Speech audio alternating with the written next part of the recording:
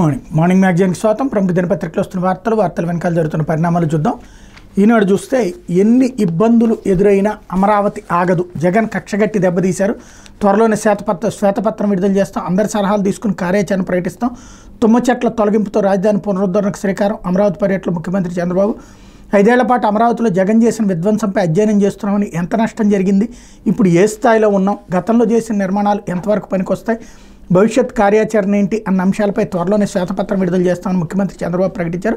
రాష్ట్రం ఇంత క్లిష్ట పరిస్థితిలో ఉన్నప్పుడు మీరు ముఖ్యమంత్రి అయినా ఏం చేయగలరని ఎన్నికల ముందే నన్ను కొందరు ప్రశ్నించారు. నేను పారిపోవడానికి సిద్ధంగా లేనని, ఎలాంటి పరిస్థితులైనా ఎదుర్కొంటానని, రాష్ట్రాన్ని పునర్నిర్మిస్తానని, పూర్వవైభవం తెస్తానని అప్పుడే చెప్పాను.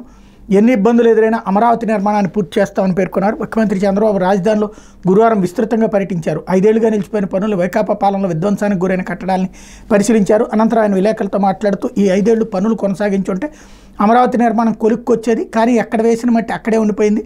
70-80% పూర్తయిన భవనాల పనులు నిలిచిపోయాయి. మరికొన్ని ఇళ్లను తుమ్మ చెట్లు కమ్మేశాయి. సచివాలయ టవర్ల పునాదులు నీళ్లలో నానుతున్నాయి. రోడ్ల పరిస్థితి అధ్వానంగా ఉంది. భవనాలు బూజుపట్టాయి, తలుపులు విరగ్గొట్టారు. ఎన్ని అసాంఘిక కార్యక్రమాలు చేయొచ్చు అన్నీ చేశారు. ఆ భవనాల్ని కట్టడాల్ని రైతులు ఎంతగా కాపాడాలనుకున్నా చేయలేదన్నటువంటి అంశాన్ని ఇక్కడ హైలైట్ చేశారు. ఇకపోతే పంచాయతీలను ముంచేశారు, 5,500 కోట్లు మళ్లించేశారు. నిర్ధారించిన పంచాయతీరాజ్ గ్రామీణాభివృద్ధి శాఖ ఉప ముఖ్యమంత్రి పవన్ కళ్యాణ్కి సమగ్ర నివేదిక.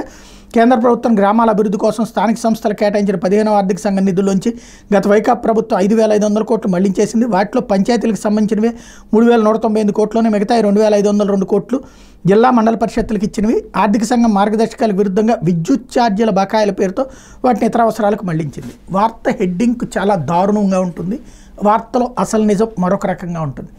5,500 కోట్ల రూపాయలు జగన్ తీసుకెళ్ళి సంక్షేమ పథకాలకి పంచుకోలేదు. ఇక్కడ పాయింట్ ఏంటయ్యా అంటే, కరెంటు ఛార్జీలకి, ఏ కరెంటు ఛార్జీలకి అదే పంచాయతీలు బకాయిలు పడినాయి, అదే మండల పరిషత్తులు, అదే జిల్లా పరిషత్తులు బకాయి పడ్డటువంటి ఏళ్ల తరబడి డబ్బులు కట్టకుండా ఉన్నాయి. అవి ఎవరు తీరుస్తారు? రాష్ట్ర ప్రభుత్వం తీర్చుతుంది. ఇప్పుడు రేపు పొద్దు నుంచి పోని ఇదే కరెక్ట్ అయితే కనుక కేంద్రం నుంచి వచ్చిన నిధులన్నీ పంచాయతీలకి, మున్సిపాలిటీలకి ఇచ్చేసేసి డైరెక్ట్గా కరెంటు ఛార్జీలు రాష్ట్ర ప్రభుత్వం కడుతుందా? అలా చేస్తే మంచి పాలసీ, నో డౌట్. అప్పుడు ఆ డబ్బుల్ని అక్కడే ఖర్చు పెట్టుకోవడానికి అవకాశం ఉంటుంది. అప్పుడు ఈ వార్తకు ఒక శాంటిటీ ఉంటుంది. బట్ ఇక్కడైతే అసలు విషయాన్ని హెడ్డింకుల్లోనే పక్కదారి పట్టించి అసలు నిజం ఏంటంటే కరెంటు ఛార్జీలు. ఇప్పుడు అదేదో సంక్షేమ పథకాలకి మళ్లించేసుకుంటే అది తప్పు తప్పించి విద్యుత్ బకాయిలు అంతకుముందు తీర్చకుండా వదిలేశారు, అవి పేరుకుపోయినాయి. దాన్ని తీర్చాలన్నటువంటి ఉత్తర్వులు కేంద్ర ప్రభుత్వం ఇచ్చిన తర్వాత, లేకపోతే రాష్ట్రానికి వచ్చేటటువంటి డబ్బుల్లో నుంచి జమేసుకుంటాం అన్న తర్వాత జరిగినటువంటి విషయం. అందులో కొంత నిజాన్ని కొంత అబద్ధాన్ని కలిపి రాస్తున్నటువంటి పరిస్థితి. లేకపోతే 50% మించిన రిజర్వేషన్లు చెల్లవు. బీహార్లో 65% పెంచిన కోటా రద్దు. పట్నా హైకోర్టు సంచలన తీర్పు. ఎస్సీ, ఎస్టీ, ఓబీసీ, ఈబీసీ అనుకూల నితీష్ ప్రభుత్వ నిర్ణయానికి ఎదురుదెబ్బ. జనాభా ప్రాతిపదికన ఎస్సీ, ఎస్టీ, ఓబీసీ, ఈబీసీలకు విద్యా ఉద్యోగాల రిజర్వేషన్లను 50% నుంచి 65% పెంచుతూ బీహార్ ప్రభుత్వం తీసుకొచ్చిన సవరణ చట్టాన్ని పట్నా హైకోర్టు రద్దు చేసింది. ఈ పెంపు రాజ్యాంగ విరుద్ధమని ప్రధాన న్యాయమూర్తి justice K Vinod Chandran, justice Harish కుమార్తో కూడిన ధర్మాసనం గురువారం తీర్పునిచ్చింది. రాష్ట్ర వ్యాప్తంగా కులగణన చేపట్టిన ముఖ్యమంత్రి నితీష్ కుమార్ ప్రభుత్వం ఆ నివేదికను గత ఏడాది నవంబర్లో అసెంబ్లీలో ప్రవేశపెట్టింది. అదే సమయంలో విద్యా ఉద్యోగ రంగాల్లో ఎస్సీ, ఎస్టీ, ఓబీసీ, ఈబీసీలకు కల్పించిన రిజర్వేషన్లు పెంచుతూ సవరణ బిల్లును తీసుకొచ్చింది. దీన్ని రాష్ట్ర శాసనసభ ఏకగ్రీవంగా ఆమోదించింది. అనంతరం ప్రభుత్వం గెజిట్ నోటిఫికేషన్ విడుదల చేసింది. దాంతో ఎస్సీ, ఎస్టీ, ఇతర వెనుకబడిన వర్గాలు, అణగారిన వర్గాల రిజర్వేషన్లు 65% పెరిగినాయి. ఈ పెంపు తర్వాత ఎస్సీలకు 16% నుంచి 20%, ఎస్టీలకు 1% నుంచి పెంచుకుంటూ వచ్చారు. అది కాస్త ఇప్పుడు రద్దయింది అన్నటువంటి. రిజర్వేషన్లతో రాజకీయం చేసి లబ్ధి పొందాలనుకుంటే అదే రివర్స్ అవుతుందా? బీహార్లో ఇప్పుడు ఏం జరుగుతుందో చూడాలి.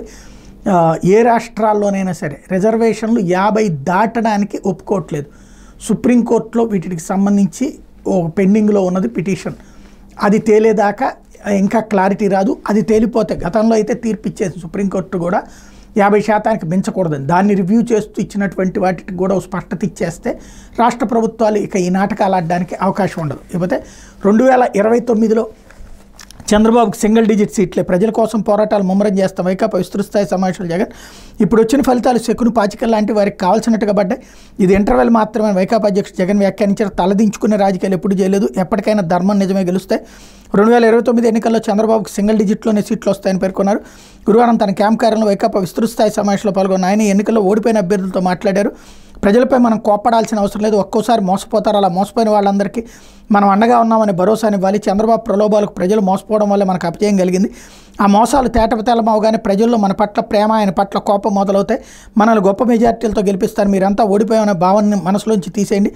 మనం చేసిన మంచి ప్రతి ఇంట్లో ఉంది, చెప్పిన పనులు చేశాం కాబట్టి తలెత్తుకొని మనం ప్రతి ఇంటికి వెళ్ళగలమన్నారు అన్నటువంటి వార్తని హైలైట్ చేశారు. లేకపోతే ఎయిడెడ్ పోస్టులు భర్తీ చేసేది ఎవరు? తానే ప్రభుత్వంలో వ్యవహరిస్తున్న సురేష్ కుమార్ విద్యాశాఖ మంత్రి లోకేష్కి తెలియకుండానే ఎయిడెడ్ టీచర్ పోస్టుల భర్తీకి ఆదేశాలు. ఒక్కో పోస్టుకి 40 లక్షల వసూలు.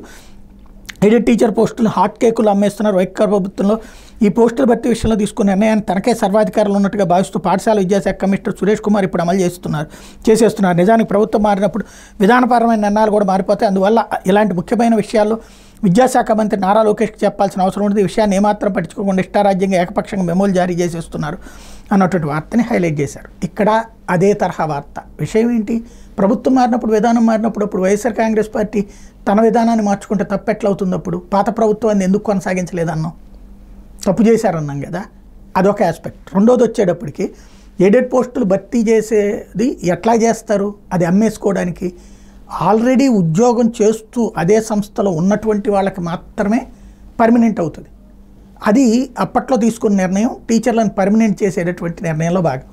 ఇప్పుడు వాళ్ళ నోటి దగ్గర మట్టి కొడుతున్నారు అన్నమాట. వాళ్ళు 40 లక్షలు ఇచ్చారు, 50 లక్షలు ఇచ్చారు, ఇచ్చి ఉండొచ్చు కూడా, అది తీసుకుని ఉండొచ్చును కూడా. కాకపోతే ఇప్పుడు మళ్ళీ ఇవ్వాల్సి వస్తుంది ఈ పని చేయడం వల్ల, అడ్డుపట్టడం వల్ల. పత్రిక వాళ్ళకి ప్రయోజనం చేకూర్చట్లేదు.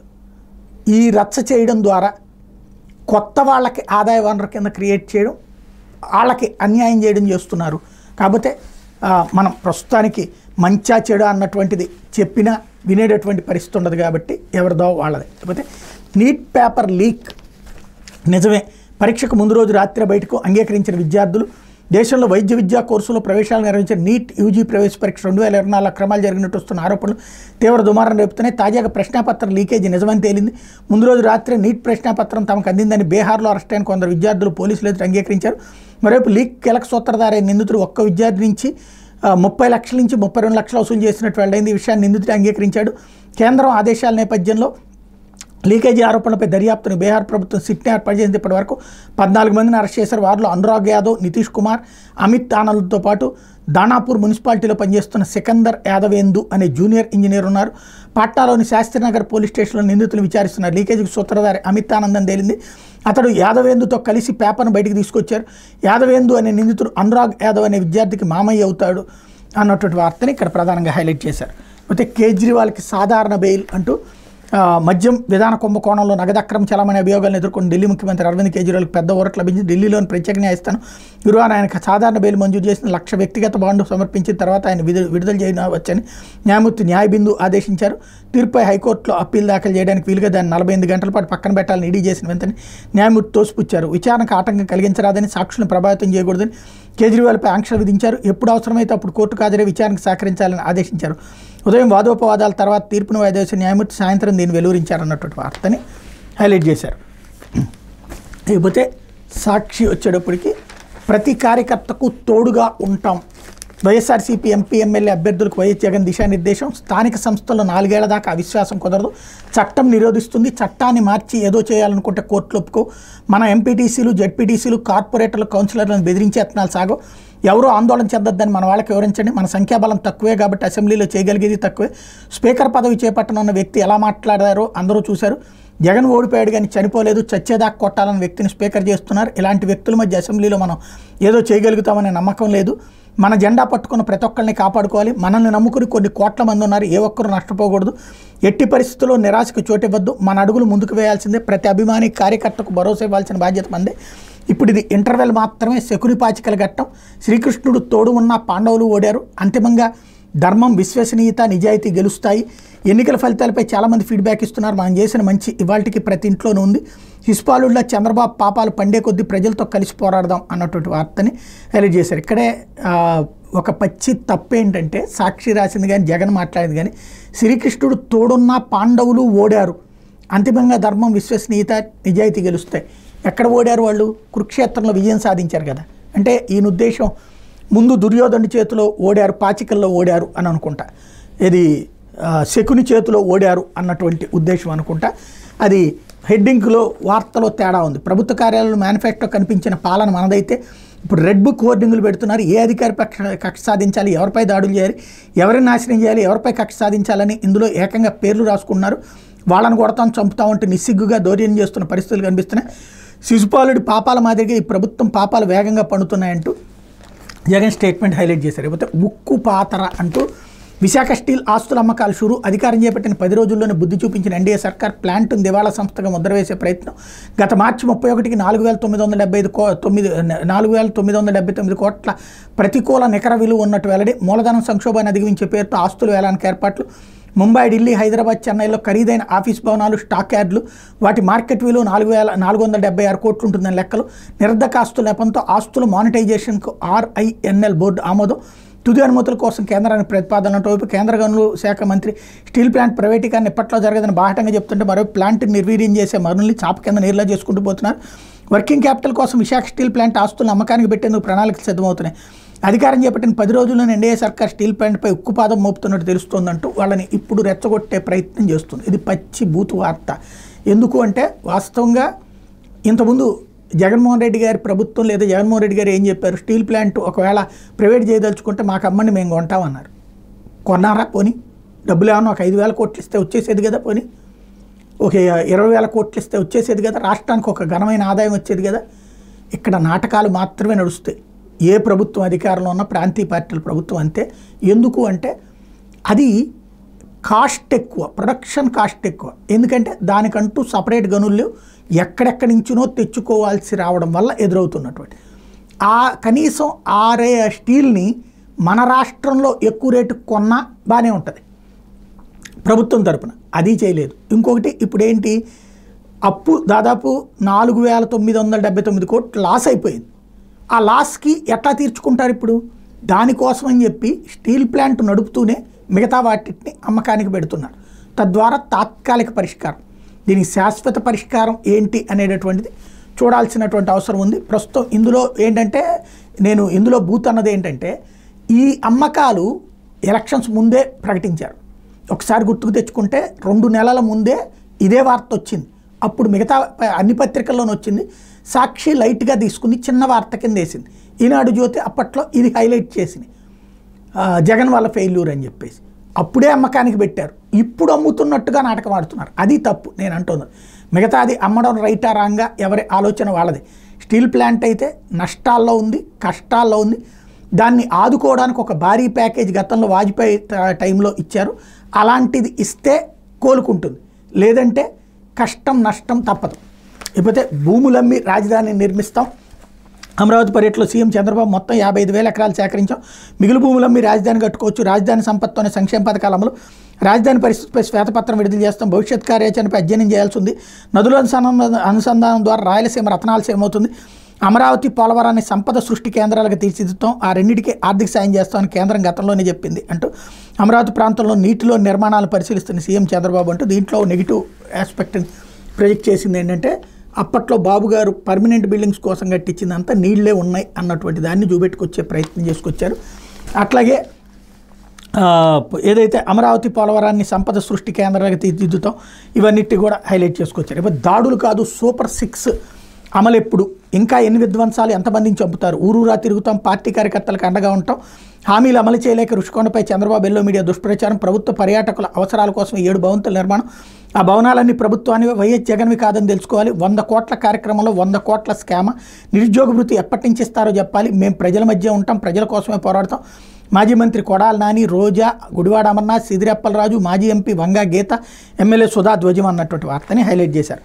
అయితే కప్పం కడతారా, కంపెనీ మూసేస్తారా, లారీకి 1000, నెలకు 1.5 కోట్ల రూపాయలు, యూబీబీర్ కంపెనీకి హెచ్ఆర్ఎల్ ఎమ్మెల్యే ముఠా అల్టిమేటం, కాదన్నందుకు కంపెనీపై దాడి, విధ్వంసం, కంపెనీ ప్రతినిధులను చితకబాదిన దొండగలు, ఫిర్యాదు చేసినా పట్టించుకొని పోలీసులు, కేంద్ర హోంశాఖ ఆదేశంతో ఎట్టకేల కేసు నమోదు, కంపెనీ ప్రతినిధులపై అట్రాసిటీ కేసు పెట్టిన ఎమ్మెల్యే వర్గీయులు, మంత్రి అచ్చెన్నాయుడు రంగప్రవేశం, ఎమ్మెల్యే వెనక ఎవరున్నారో అర్థం చేసుకున్న కంపెనీ ప్రతినిధులు, ఎమ్మెల్యే ఇంటికి వెళ్ళిన కంపెనీ ప్రతినిధులు, మామూళ్లకు సమ్మతించి ఉత్పత్తి ప్రారంభించాలని ఎమ్మెల్యే ఆదేశం, తప్పనిసరి సరేనన్న కంపెనీ ప్రతినిధులు, అధికార కూటమి నిర్వాహకంతో హడలెత్తిపోతున్న పారిశ్రామికవేత్తలంటూ ఓ సంచలనాత్మకమైన వార్త హైలైట్ చేశారు. పరిశ్రమలకు రెడ్ కార్పెట్ పరుస్తామని చెప్తున్న టీడీపీ కూటమి ప్రభుత్వం ఆచరణలో మాత్రం పారిశ్రామికవేత్తలకు రెడ్ బుక్ రాజ్యాంగంతో తడక చూపిస్తోంది. కొత్త పరిశ్రమల స్థాపన సంగతి తర్వాత ముందు దశాబ్దాలుగా ఉన్న పరిశ్రమల ఉత్పత్తి ప్రారంభించాలని కప్పం కట్టాల్సిందేనని టీడీపీ, బీజేపీ, జనసేన కూటమి పెద్దలు అల్టిమేటం జారీ చేస్తున్నారు. ఎన్నికై నెల రోజులు కూడా కాకుండా స్వయంగా ఎమ్మెల్యేలే రంగంలోకి దిగిపోయారు. కంపెనీల కళ్ళు బయర్లు గమ్మేలా కప్పం రేట్లు నిర్ణయిస్తున్నారు. అందుకు కాదంటే ఫ్యాక్టరీలపై దాడులకు తెగబడతామని, అక్రమ కేసులతో వేధిస్తామని వేధిస్తున్నారు. శ్రీకాకుళం జిల్లా ఎచ్చెర్ల నియోజకవర్గంలో యునైటెడ్ బ్రూవరీస్ యూబీ కంపెనీ ఉత్పత్తి ప్రారంభించాలని నెలకు ₹1.5 మామూలు ఇవ్వాలని జారీ చేసిన అల్టిమేటం అందుకు కాదన్నందుకు ఆ కంపెనీపై కూటమి మోకల విధ్వంసానికి పాల్పడడం ద్వారా వారి ఉద్దేశాన్ని తేరతల్లం చేసే అంతర్జాతీయ గుర్తింపు పొందిన యూబీ కంపెనీ కూడా గత్యంతరం లేక కూటమి ఎమ్మెల్యే ఈశ్వరరావుతో సంప్రదింపుల పేరుతో శరణి వచ్చి కప్పం కట్టేందుకు సమ్మతించడం రాష్ట్రాలకు ముందు జరగబోయే అరాచకాలకు సూచికగా నిలుస్తోంది. రాష్ట్రంలో పారిశ్రామికవేత్తలకు ముందున్నది ముసళ్ల పండుగైనందుకు సుస్పష్టమవుతుందంటూ శ్రీకాకుళం జిల్లా ఎచ్చెర్ల నియోజకవర్గం రణస్థలం మండలం బంటుపల్లిలో అంతర్జాతీయంగా గుర్తింపు పొందిన యునైటెడ్ బ్రూవరీస్ బీర్ కంపెనీ ఎన్నో ఏళ్లుగా ఉంది. ఇక్కడ కింగ్ ఫిషర్ బీరు ఉత్పత్తి అవుతుంది. ఆ కంపెనీ బీరు యూనిట్ పునఃప్రారంభించేందుకు సన్నాహాలు చేస్తోంది.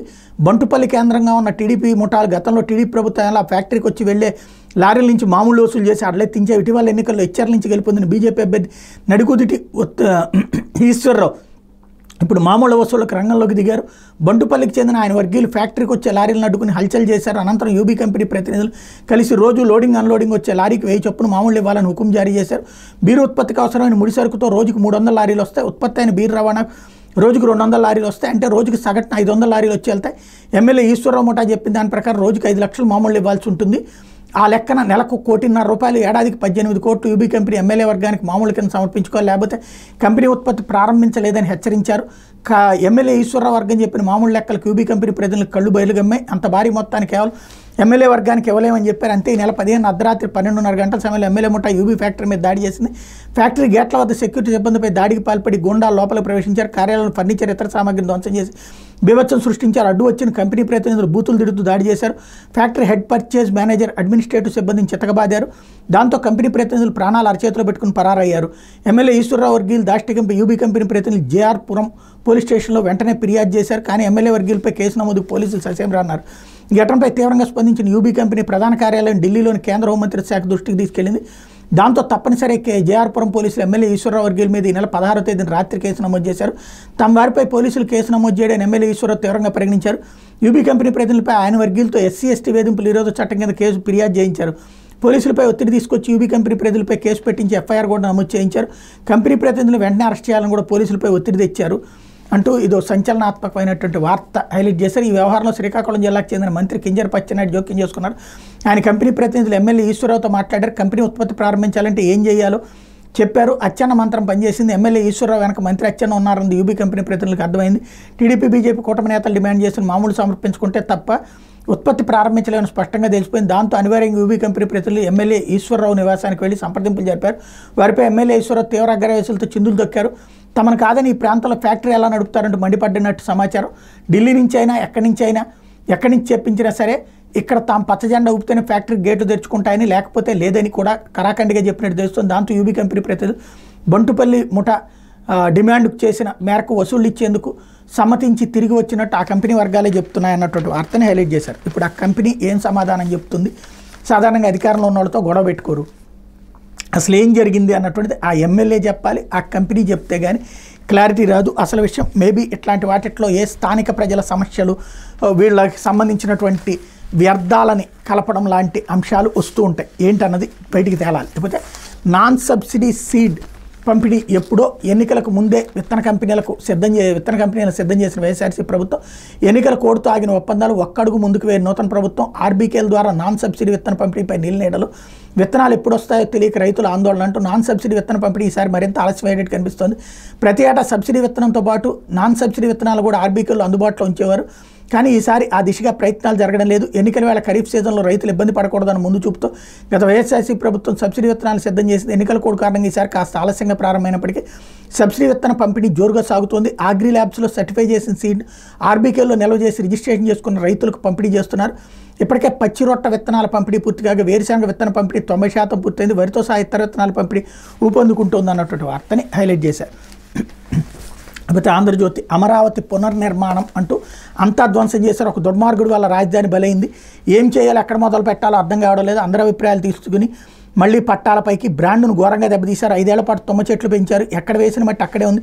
మరేపు గల్లాపెట్టి ఖాళీ చేశారు. అమరావతిపై శ్వేతపత్రం విడుదల చేస్తాం, రాజధానికి పూర్వవైభవం తీసుకొస్తాం. రాజధాని ప్రాంతాల్లో చంద్రబాబు పర్యటన, ప్రజావేదిక ప్రాంతాలు మొదలుపెట్టి అన్ని భవన సముదాయాలను పరిశీలించిన ముఖ్యమంత్రి. ఏ రూల్ ప్రకారం ప్రజావేదిక కూల్చారు, అధికారులు నిలదీసిన ముఖ్యమంత్రి. వేదిక నమూనా చిత్రం చూస్తూనే భావోద్వేగం అన్నటువంటి వార్తని హైలైట్ చేశారు. బరువెక్కిన మనసుతో రాజధాని దుస్థితి కలచిందని సీఎం. నీళ్లలో నానుతున్న సెక్రటేరియట్ పునాదులను చూసి తీవ్ర ఆవేదన అన్నటువంటి వార్తని హైలైట్ చేశారు. ఇక్కడ గ్రూప్ 4 ఉద్యోగుల నివాస సముదాయం దగ్గర చంద్రబాబు గారి ఫోటోను కూడా హైలైట్ చేశారు. అసలు పాయింట్ ఖాళీ అన్నటువంటిది, ఖజానా ఖాళీ. గతంలో 100 కోట్ల రూపాయలతో ప్రారంభించింది జగన్ సర్కార్. ఇప్పుడు 5,000 కోట్లతో ప్రారంభమైంది బాబు గారి సర్కార్. డబ్బులు అయితే ప్రస్తుతానికి తాత్కాలికంగా ఉన్నాయి. కాకపోతే అమరావతికి ఎలా ఎంత అన్నటువంటిది సెల్ఫ్ ఫైనాన్స్ ప్రాజెక్ట్ అన్నటువంటి కాన్సెప్ట్ కాబట్టి చేసుకుంటూ వెళ్ళేటటువంటి అవకాశమే కనబడుతుంది. లేకపోతే జగన్ నోట మళ్ళీ మోసం పాట అంటూ ఎన్నికల్లో మోసం జరిగిందట, కానీ సాక్ష్యాల ఆధారం లేవట. వైసీపీ ప్రజాప్రతినిధులు ఓడిన అభ్యర్థులతో విస్తృత భేటీ. పరాజితుల్లో సగమైన హాజరు కాని వైనం. ఆత్మవిమర్శ లేదు, అభిప్రాయ సేకరణ లేదు. అధికార పక్షంపై అప్పుడే విమర్శలు. డిసెంబర్ తర్వాత ఓదార్పు యాత్ర, పథకాలు అందక జనాగ్రహం ఖాయం. 2029లో బాబుకు సింగిల్ డిజిటే. వైసీపీ మళ్ళీ అధికారంపై జగన్ జోస్యం అంటూ. అలాగే కార్పొరేషన్లో జగన్ సైన్యంపై వేటు అంటే ఆంధ్రజ్యోతి కథనంతో తొలగింపు. రిటైర్మెంట్ తర్వాత శాఖలోని వైసీపీ సిబ్బంది వాళ్ళ రాజీనామాలు తీసుకోవాలని సీఎస్ ఉత్తర్వులు ఇచ్చారన్నటువంటి వార్తని హైలైట్ చేశారు. అయితే గనుల ఫైళ్లు గల్లంతు, ఇసుక సర్వేరాళ్లు, సెక్యూరిటీ డిపాజిట్ల నోట్ ఫైళ్లు మాయం. ఎన్నికల ఫలితాలు రాగానే చించేసిన కీలక అధికారులు. రెగ్యులర్ రికార్డులు ఆనవాళ్లు కూడా లేకుండా జాగ్రత్తలు. ఉన్నతాధికారి వ్యక్తిగత సహాయకుడు వాటికి తగలబెట్టే బాధ్యతలు. ఫైళ్లు ఇతర సామగ్రిని బయటికి తీసుకెళ్లడం, సీసీ కెమెరాల రికార్డ్ అంతా ముగిసిన తర్వాత గనుల శాఖ ఏపీఎండీసీ కార్యాలయాలు సీజ్ అన్నటువంటి వార్తని హైలైట్ చేశారు. అయితే ఋషికొండపై అన్ని అబద్ధాలే అంటూ పర్యాటక భవనంపేట కేంద్రాన్ని దరఖాస్తు. పర్యాటకుల కోసం వసతులంటూ అనుమతులు, అందుకు పూర్తి విరుద్ధంగా నిర్మాణాలు. గతంలో అక్కడ ఏపీటీడీసీకి చెందిన హరిత రిసార్ట్స్, వాటి స్థానంలో సీఎం క్యాంప్ కార్యాలయానికి ప్లాన్. 58 గదులు కూలగొట్టి కొత్తగా కట్టిన 12 గదులు, అవి కూడా జగన్ దంపతులు వారి కుమార్తెలకే. పాత భవనాలు 48,000 చదరపు అడుగుల్లోనే, కొత్తగా 1,48,413 అడుగుల్లో బిల్డప్ ఏరియా. పేరుకి 7 బ్లాకులు నిర్మించింది. అయితే పర్యాటకుల కోసం వసతులు అంచనా వేయని 240 కోట్లు ఖర్చు, 500 కోట్లు అన్నటువంటి వార్తని హైలైట్ చేశారు. ఒక అద్భుతమైనటువంటి నిర్మాణం జరిగింది. సద్వినియోగం చేసుకుంటే 500 కోట్ల రూపాయలు 5 ఏళ్లలో సంపాదించచ్చు. దాని మీద అంత అద్భుతమైనటువంటి ప్లేస్ అది, చక్కటి దాన్ని. కాకపోతే ప్రస్తుతం అది విధ్వంస రాజకీయం అంటే కూడా అనేకంటే కూడా ప్రతీకార రాజకీయం నడుస్తున్నటువంటి నేపథ్యంలో ఏం జరుగుతుందో చూడాలి. లేకపోతే ఈవీఎం ధ్వంసం, ప్రజాస్వామ్యంపై దాడే. 2019లోనూ పిన్నెల్లి ఇదే తరహా కేసు. పిన్నెల్లిపై హైకోర్టుకి ఈసీ తరపు న్యాయవాది నివేదన. ముగిసిన వాదనలో తీర్పు రిజర్వ్. పిన్నెల్లికి అరెస్ట్ నుంచి రక్షణ పొడిగింపు. పోలింగ్ కేంద్రంలో ఈవీఎంను ధ్వంసం చేయడం ప్రజాస్వామ్యంపై దాడేనని ఎన్నికల కమిషన్ స్పష్టం చేసింది. మాచర్ల మాజీ ఎమ్మెల్యే పిన్నెల్లి రామకృష్ణారెడ్డి ముందస్తు బెయిల్ మంజూరు చేయొద్దని కోరింది. మే 13న పోలింగ్ సందర్భంగా పాల్వాయి గేట్ పోలింగ్ బూత్లో ఈవీఎం వీవీప్యాట్ ధ్వంసం, అడ్డుకోబోయిన టీడీపీ ఏజెంట్ శేషగిరిరావుపై దాడి. నాగమణి అనే మహిళను దూషించిన కేసులతో పాటు పోలింగ్ మర్నాడు కారంపూడి సీఐ నారాయణ స్వామిపై దాడి చేసి తీవ్రంగా గాయపరిచిన కేసులో ముందస్తు బెయిల్ కోర్టు పిన్నెల్లి దాఖలు చేసిన పిటిషన్పై గురువారం హైకోర్టులో వాదనలు ముగిసినాయి. అనంతరం తీర్పు రిజర్వ్ చేస్తున్న న్యాయమూర్తి జస్టిస్ టీ మల్లికార్జునరావు ప్రకటించారు. పిటిషనర్కు అరెస్ట్ నుంచి రక్షణ కల్పిస్తూ గతంలో ఇచ్చిన మధ్యంతర ముందస్తు బెయిల్ తీర్పు వెల్లడించేంత వరకు పొడిగించారు. గురువారం పిటిషన్ల విచారణకు వచ్చినప్పుడు పిన్నెల్లి తరపు సీనియర్ న్యాయవాది టీ నిరంజన్ రెడ్డి వాదనలు వినిపించారు. ఈవీఎం ధ్వంసానికి సంబంధించి టీడీపీ నేత లోకేష్ పోస్ట్ చేసిన వీడియో ఆధారంగా ఈసీ పిన్నెల్లిపై కేసు నమోదు చేశారని, ఆ వీడియో మార్ఫింగ్ చేశారేమోనని తమకు అనుమానాలు ఉన్నాయని తెలిపారు.